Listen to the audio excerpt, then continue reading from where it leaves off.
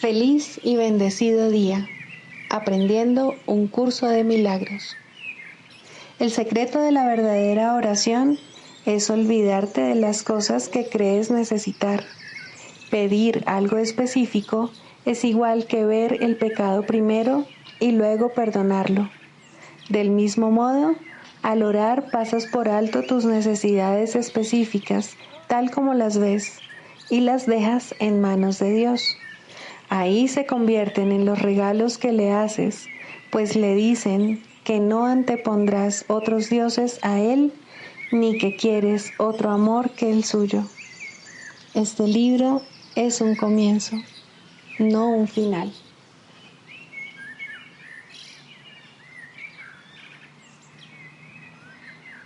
Del prefacio, que postula, párrafo 6. El pecado se define como una falta de amor. Puesto que lo único que existe es el amor, para el Espíritu Santo el pecado no es otra cosa que un error que necesita corrección en vez de algo perverso que merece castigo. Nuestra sensación de ser inadecuados, débiles o de estar incompletos procede del gran valor que le hemos otorgado al principio de la escasez, el cual rige al mundo de las ilusiones. Desde este punto de vista, buscamos en otros lo que consideramos que nos falta a nosotros. Amamos a otro con el objeto de ver qué podemos sacar de él. De hecho, a esto es a lo que en el mundo de los sueños se le llama amor. No puede haber mayor error que ese, pues el amor es incapaz de exigir nada.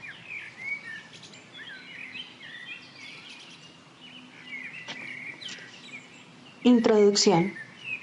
Este es un curso de milagros. Es un curso obligatorio. Solo el momento en que decides tomarlo es voluntario. Tener libre albedrío no quiere decir que tú mismo puedas establecer el plan de estudios. Significa únicamente que puedes elegir lo que quieres aprender en cualquier momento dado. Este curso no pretende enseñar el significado del amor, pues eso está más allá de lo que se puede enseñar. Pretende, no obstante, despejar los obstáculos que impiden experimentar la presencia del amor, el cual es tu herencia natural. Lo opuesto al amor es el miedo, pero aquello que todo lo abarca no puede tener opuestos. Este curso puede, por lo tanto, resumirse muy simplemente de la siguiente manera. Nada real puede ser amenazado. Nada irreal existe. En esto radica la paz de Dios.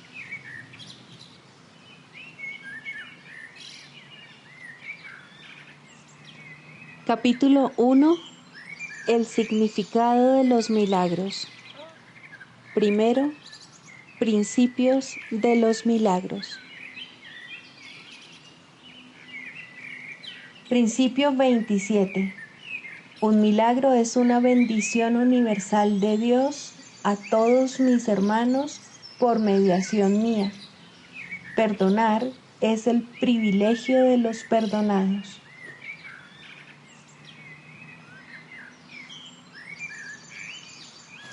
Capítulo 10. Los ídolos de la enfermedad. Tercero, el Dios de la enfermedad. No has atacado a Dios y ciertamente lo amas. ¿Puedes acaso cambiar tu realidad? Nadie puede disponer su propia destrucción. Cuando piensas que te estás atacando a ti mismo, ello es señal evidente de que odias lo que crees ser. Y eso, y solo eso, es lo único que puedes atacar. Lo que crees ser puede ser muy odioso, y lo que esta extraña imagen te lleva a hacer puede ser muy destructivo. Mas la destrucción no es más real que la imagen, si bien los que inventan ídolos ciertamente los veneran. Los ídolos no son nada, pero sus adoradores son los hijos enfermos de Dios. Dios desea verlos libres de sus enfermedades y de vuelta en su mente. No limitará en modo alguno el poder que tienes de ayudarlos, puesto que Él te lo dio. No tengas miedo de ese poder, porque es tu salvación. ¿Qué otro consolador puede haber para los hijos enfermos de Dios, excepto su poder a través de ti? Recuerda que no importa en qué parte de la filiación se le acepte, Él siempre es aceptado por todos, y cuando tu mente lo recibe, su recuerdo despierta en toda la filiación. Sana a tus hermanos aceptando simplemente a Dios por ellos. Vuestras mentes no están separadas y Dios tiene solamente un canal para sanar porque solo tiene un hijo. El único nexo de comunicación que le queda a Dios con sus hijos los une a todos ellos entre sí y a todos ellos con Él. Ser consciente de esto es sanarlos, ya que es la conciencia de que ninguno de ellos está separado y por ende ninguno está enfermo. Creer que un hijo de Dios puede estar enfermo es creer que parte de Dios puede sufrir. El amor no puede sufrir porque no puede atacar. Recordar el amor, por lo tanto, trae consigo invulnerabilidad. No te pongas de parte de la enfermedad en presencia de un hijo de Dios, aunque Él crea en ella, pues tu aceptación de que Dios reside en Él da testimonio del amor de Dios que Él ha olvidado. Tu reconocimiento de que Él forma parte de Dios le recuerda la verdad acerca de sí mismo que Él está negando.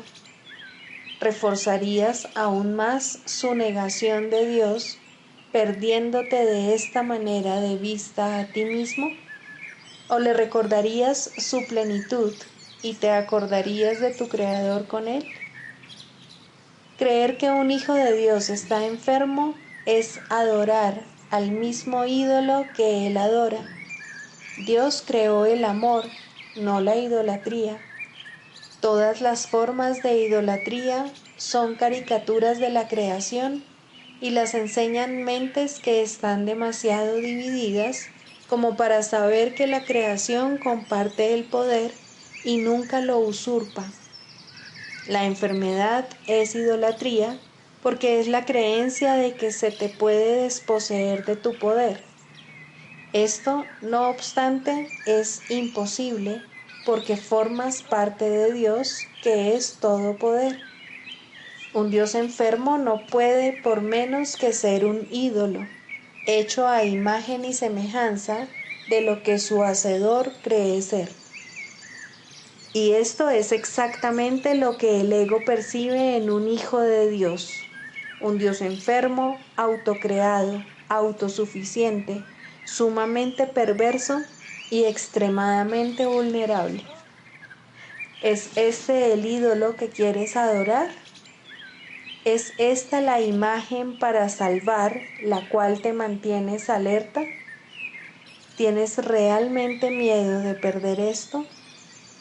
Examina con calma la conclusión lógica del sistema de pensamiento del ego y determina si lo que te ofrece es realmente lo que tú deseas, pues eso es lo que te ofrece. Para obtenerlo estás dispuesto a atacar la divinidad de tus hermanos y así perder de vista la tuya, y estás dispuesto a mantenerla oculta para proteger un ídolo que crees que te salvará de los peligros que él representa, pero que no existen. En el reino no hay idólatras, sino un gran aprecio por todo lo que Dios creó, debido al sereno conocimiento de que cada ser forma parte de él. El Hijo de Dios no sabe nada de ídolos, pero sí sabe quién es su Padre. En este mundo la salud es el equivalente de lo que en el cielo es la valía. No es mi mérito lo que te aporto, sino mi amor, pues tú no te consideras valioso. Cuando no te consideras valioso, enfermas, pero la valía que te adjudico puede curarte, porque la valía del Hijo de Dios es una y la misma. Cuando dije, mi paz os doy, eso es exactamente lo que quise decir. La paz te llega de parte de Dios a través de mí. Es para ti, aunque no la pidas. Cuando un hermano está enfermo es porque no está pidiendo paz y, por lo tanto, no sabe que ya dispone de ella. Aceptar la paz es negar lo ilusorio y la enfermedad es una ilusión. Todo hijo de Dios, no obstante, tiene el poder de negar lo ilusorio en cualquier parte del reino, simplemente negándolo completamente en sí mismo. Yo puedo curarte porque te conozco. Conozco tu valía por ti y esta valía es lo que te hace íntegro. Una mente íntegra no es idólatra ni sabe de leyes conflictivas. Te curaré simplemente porque solo tengo un mensaje y ese mensaje es verdad. Tu fe en Él te hará íntegro cuando tengas fe en mí. No recurro a engaños para difundir el mensaje de Dios y aprenderás esto a medida que aprendas que siempre recibes en la misma medida en que aceptas. Podrías aceptar paz ahora mismo por todo el mundo y así liberarlos completamente de sus ilusiones, pues has oído su voz. Pero no antepongas otros dioses a él o no podrás oír. Dios no tiene celos de los dioses que inventaste, pero tú sí. Tú quisieras conservarlos y servirles, porque crees que ellos te hicieron a ti. Crees que ellos son tu padre porque estás proyectando sobre ellos el pavoroso hecho de que los inventaste para reemplazar a Dios. Mas cuando parezcan hablarte, recuerda que nada puede reemplazar a Dios y que todos los sustitutos con los que lo has intentado suplantar no son nada. Dicho llanamente, pues, puede que creas que tienes miedo de la nada, pero en realidad tienes miedo de lo que no es nada. Y al darte cuenta de esto, sanas. Oirás al Dios al que prestes atención. Inventaste al Dios de la enfermedad y al inventarlo te capacitaste para oírle. No obstante, no lo creaste, pues Él no es la voluntad del Padre, por lo tanto no es eterno y quedará deshecho en el instante en que indiques que estás dispuesto a aceptar solamente lo eterno. Si Dios no tiene más que un solo hijo, no puede haber más que un solo Dios. Tú compartes la realidad con Él porque la realidad no está dividida. Anteponer otros dioses a Él es anteponer otras imágenes a ti mismo. ¿No te das cuenta de cuánto caso les haces a tus dioses y de cuán alerta te mantienes en su favor? No obstante, ellos existen únicamente porque tú los honras. Honras solo lo que es digno de ser honrado y tendrás paz. La paz es el legado de tu verdadero Padre. Tú no puedes engendrar a tu Padre, y el falso Padre que inventaste no te procreó a ti. Las ilusiones no son dignas de ser honradas, porque al honrarlas no estás honrando nada. No obstante, tampoco deben temerse, pues lo que no es nada no puede ser temible. Has elegido tener miedo del amor por razón de su perfecta mansedumbre, y debido a ese miedo, has estado dispuesto a renunciar a la perfecta capacidad que tienes para ser útil y a la perfecta ayuda de que dispones. Únicamente en el altar de Dios podrás encontrar paz, y este altar está en ti porque Dios lo puso allí. Su voz todavía te llama a retornar, y le oirás cuando dejes de anteponer otros dioses a Él. Puedes renunciar al Dios de la enfermedad por tus hermanos. De hecho, eso es lo que tendrás que hacer si renuncias a Él tú mismo. Pues si ves al Dios de la enfermedad en alguna parte, lo has aceptado. Y si lo has aceptado, te postrarás ante Él y lo adorarás, porque fue concebido para reemplazar a Dios. Él es la creencia de que puedes elegir qué Dios es real. Si bien está claro que esto no tiene nada que ver con la realidad, está igualmente claro que tiene mucho que ver con la realidad tal como tú la percibes.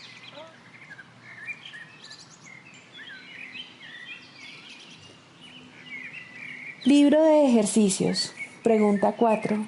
¿Qué es el pecado? El pecado es demencia. Es lo que hace que la mente pierda su cordura y trate de que las ilusiones ocupen el lugar de la verdad. Y al estar loca, la mente ve ilusiones donde la verdad debería estar y donde realmente está. El pecado dotó al cuerpo con ojos, pues, ¿qué iban a querer contemplar los que están libres de pecado? ¿Para qué iban a querer la vista, el sonido o el tacto? ¿Qué iban a querer oír o intentar asir?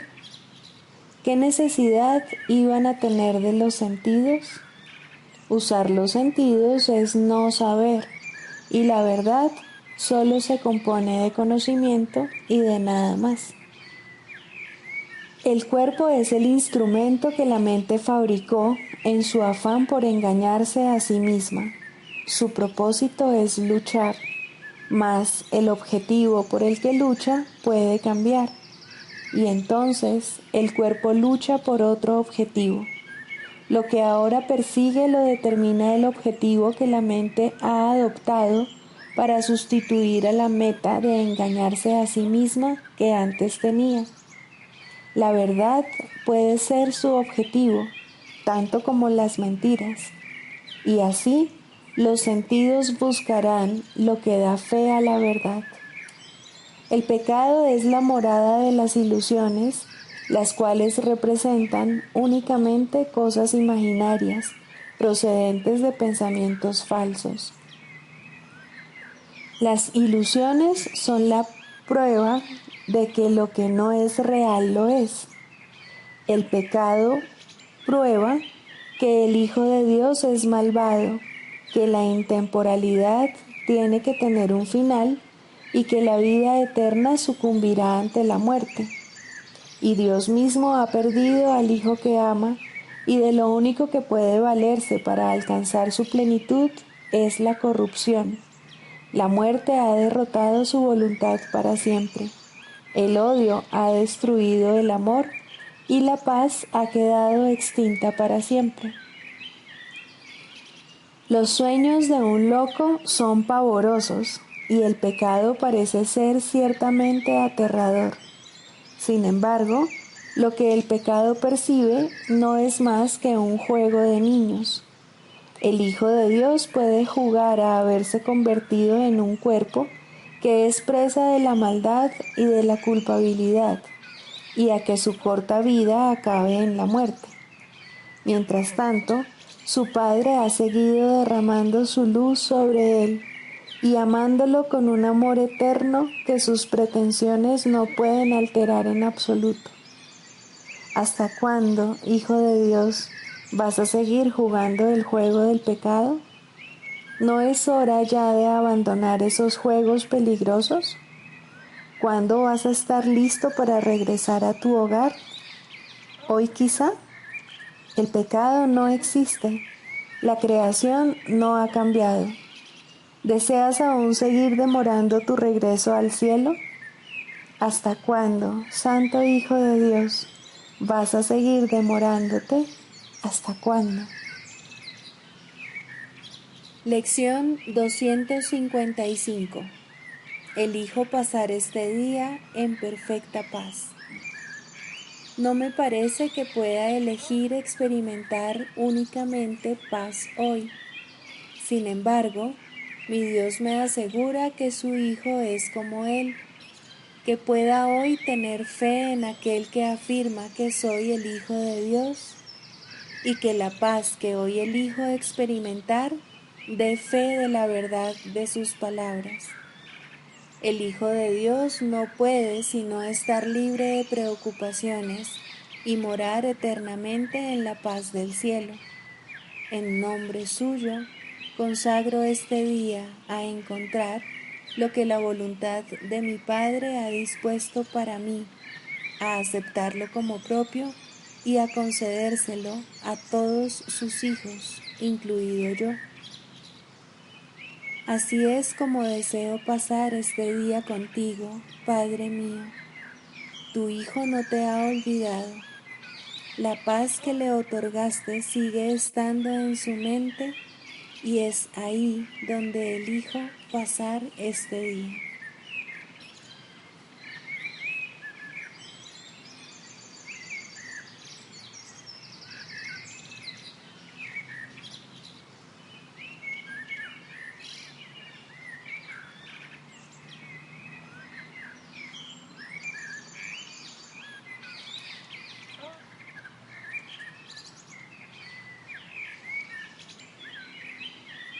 Del Manual para el Maestro, pregunta 4. ¿Cuáles son las características de los maestros de Dios? 2. Honestidad.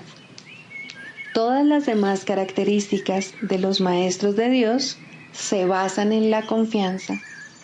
Una vez que ésta se ha alcanzado, las otras se suceden naturalmente. Solo los que tienen confianza pueden permitirse ser honestos, pues solo ellos pueden ver el valor de la honestidad. La honestidad no se limita únicamente a lo que dices. El verdadero significado del término es congruencia. Nada de lo que dices está en contradicción con lo que piensas o haces. Ningún pensamiento se opone a otro. Ningún acto contradice tu palabra, ni ninguna palabra está en desacuerdo con otra. Así son los verdaderamente honestos. No están en conflicto consigo mismos a ningún nivel. Por lo tanto, les es imposible estar en conflicto con nada o con nadie. La paz que experimentan los maestros de Dios avanzados se debe en gran medida a su perfecta honestidad. Solo el deseo de engañar da lugar a la pugna. El que es uno consigo mismo no puede ni siquiera concebir el conflicto. El conflicto es el resultado inevitable del autoengaño, y el autoengaño es deshonestidad. Para un maestro de Dios, nada supone un desafío, pues ello implicaría que se abrigan dudas, y la confianza en la que los maestros de Dios descansan con absoluta seguridad hace que les sea imposible dudar. Por lo tanto, solo pueden triunfar. En esto, como en todo, son honestos. Solo pueden triunfar porque nunca hacen su propia voluntad. Eligen por toda la humanidad, por todo el mundo y por todas las cosas que en él habitan, por lo que es inalterable e inmutable, más allá de las apariencias, y por el Hijo de Dios y su Creador. ¿Cómo no iban a triunfar? Eligen con perfecta honestidad, tan seguros de sí mismos como de su elección.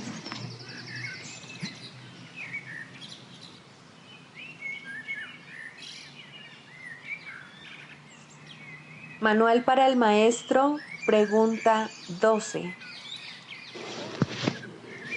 ¿Cuántos maestros de Dios se necesitan para salvar el mundo?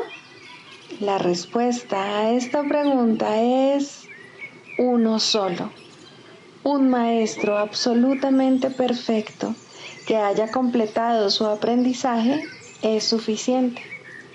Este maestro santificado y redimido se convierte en el ser que es el Hijo de Dios, quien siempre fue únicamente espíritu.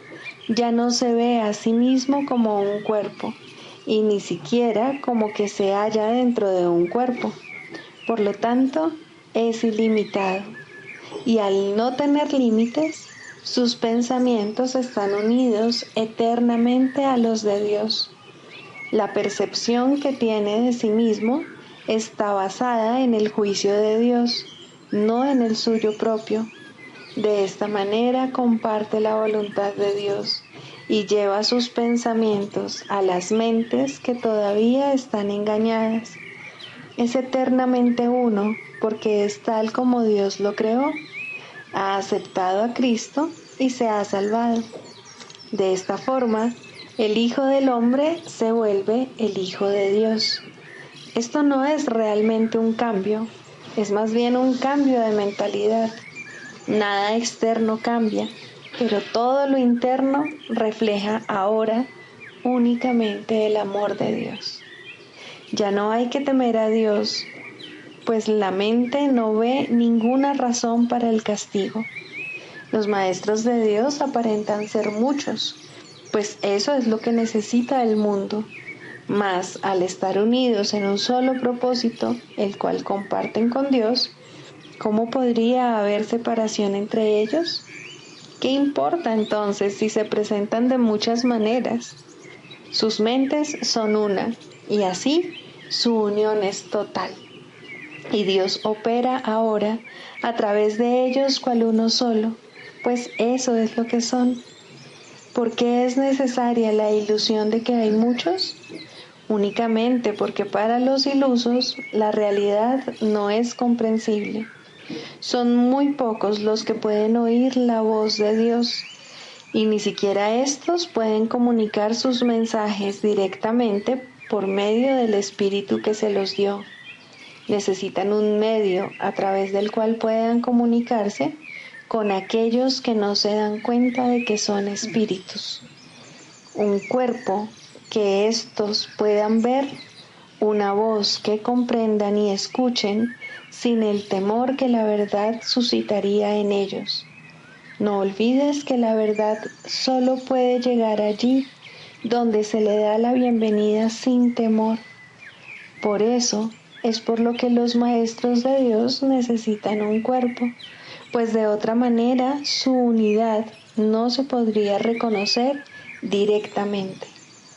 Lo que convierte a los maestros de Dios en maestros es su reconocimiento del verdadero propósito del cuerpo. A medida que avanzan en su profesión, se afianzan más y más en la certeza de que la función del cuerpo no es otra que la de permitir que la voz de Dios hable a través de ellos a otros oídos humanos. Estos oídos llevarán la mente del oyente mensajes que no son de este mundo, y la mente entenderá debido a su origen.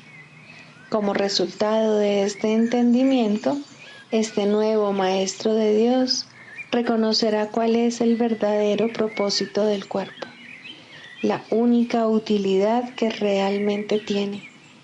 Esta lección basta para dejar que entre el pensamiento de unidad, y lo que es uno se reconoce como uno. Los maestros de Dios parecen compartir la ilusión de la separación, pero por razón del uso que hacen del cuerpo, no creen en la ilusión a pesar de las apariencias. La lección fundamental es siempre esta: el cuerpo se convertirá para ti en aquello para lo que lo uses. Úsalo para pecar o para atacar, que es lo mismo, y lo verás como algo pecaminoso. Al ser algo pecaminoso es débil, y al ser débil sufre y muere. Úsalo para llevar la palabra de Dios a aquellos que no la han oído, y el cuerpo se vuelve santo. Al ser santo no puede enfermar ni morir. Cuando deja de ser útil, se deja a un lado. Eso es todo. La mente toma esta decisión, así como todas las que son responsables de la condición del cuerpo. El Maestro de Dios, no obstante, no toma esta decisión por su cuenta. Hacer eso sería conferirle al cuerpo un propósito distinto del que lo mantiene santo. La voz de Dios dirá cuándo ha llevado a término su cometido, tal como le dice cuál es su función. Mas Él no sufre, tanto si se va como si se queda. Ahora es imposible que pueda enfermar. La unicidad y la enfermedad no pueden coexistir. Los maestros de Dios eligen ver sueños por un tiempo. Es una elección consciente, pues han aprendido que toda elección se hace conscientemente, con pleno conocimiento de sus consecuencias. El sueño afirma lo contrario, pero ¿quién pondría su fe en sueños una vez que los has reconocido como tales? Ser conscientes de que están soñando es la verdadera función de los maestros de Dios, quienes observan a los personajes del sueño ir y venir, variar y cambiar, sufrir y morir, mas no se dejan engañar por lo que ven. Reconocen que considerar a una de las figuras del sueño como enferma y separada no es más real que considerarla saludable y hermosa. La unidad es lo único que no forma parte de los sueños, y esta unidad, que indudablemente les pertenece, es lo que los maestros de Dios reconocen como lo que se encuentra tras el sueño, más allá de toda apariencia.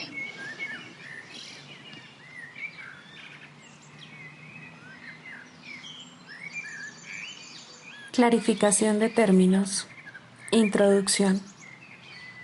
Este no es un curso de especulación filosófica, ni está interesado en una terminología precisa.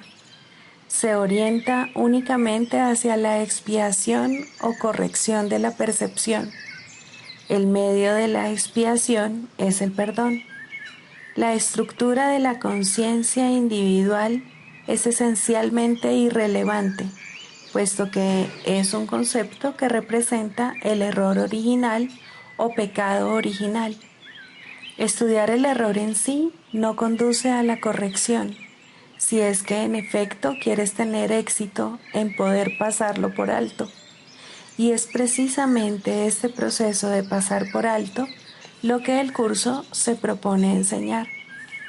Todos los términos son potencialmente polémicos, y quienes buscan controversia la encontrarán, mas quienes buscan clarificación también la encontrarán.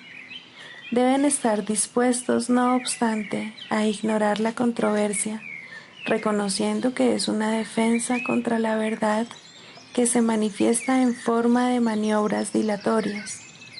Los argumentos teológicos, como tales, son necesariamente polémicos, ya que dependen de creencias y, por lo tanto, pueden ser aceptados o rechazados. Una teología universal es imposible, mientras que una experiencia universal no solo es posible, sino necesaria. Alcanzar esa experiencia es lo que el curso se propone. Solo cuando ésta se alcanza es posible la consistencia, porque solo entonces se acaba la incertidumbre. Este curso opera dentro del marco de referencia del ego, pues ahí es donde se necesita. No se ocupa de lo que está más allá de todo error, ya que está planeado únicamente para fijar el rumbo en dirección a ello. Por lo tanto, se vale de palabras, las cuales son simbólicas y no pueden expresar lo que se encuentra más allá de todo símbolo. El ego es el único que pregunta, puesto que es el único que duda. El curso simplemente ofrece otra respuesta, una vez que se ha planteado una pregunta. Dicha respuesta, no obstante, no recurre a la inventiva o al ingenio. Estos son atributos del ego. El curso es simple, tiene una sola función y una sola meta. Solo en eso es totalmente consistente, pues solo eso puede ser consistente. El ego exigirá muchas respuestas que este curso no provee. El curso no reconoce como preguntas aquellas que solo tienen la apariencia de preguntas, pero que son imposibles de contestar. El ego puede preguntar ¿cómo sucedió lo imposible? ¿A qué le ocurrió lo imposible? Y lo puede preguntar de muchas maneras, mas no hay una respuesta para ello, solo una experiencia. Busca solo esta y no permitas que la teología te retrase. Notarás que el énfasis que el curso pone en las cuestiones estructurales es muy breve y solo tiene lugar al principio. Dicho énfasis desaparece muy pronto para dar paso a la enseñanza central. Sin embargo, puesto que has pedido aclaraciones, a continuación se ofrecen unas cuantas para algunos de los términos utilizados.